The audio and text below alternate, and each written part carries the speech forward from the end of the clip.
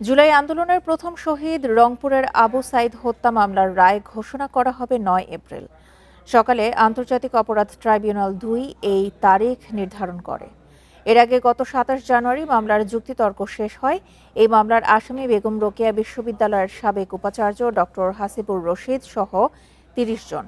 রয়েছেন ৪ শিক্ষক, আরএমপির সাবেক কমিশনার মনিরুজ্জামান সহ ৮ পুলিশ সদস্য এবং ছাত্রলীগ নেতাকর্মী ও বিশ্ববিদ্যালয়ের কর্মকর্তা-কর্মচারী। ৩০ আসামির মধ্যে গ্রেপ্তার হয়েছে ৬ জন, বাকিরা পলাতক। প্রসিকিউশনের দাবি, আসামিদের বিরুদ্ধে তথ্য প্রমাণ দিয়ে অপরাধ প্রমাণে সক্ষম হয়েছেন তারা।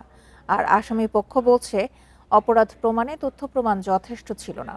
২০২৪ সালের গণ অভ্যুত্থানের সময় ১৬ জুলাই রংপুরে বেগম রোকেয়া বিশ্ববিদ্যালয় এলাকায় শহীদ হন শিক্ষার্থী আবু সাইদ। এই ঘটনায় মানবতাবিরোধী অপরাধ মামলায় গত বছর ৬ আগস্ট ৩০ আসামির বিরুদ্ধে অভিযোগ গঠনের মধ্য দিয়ে বিচার শুরু হয়।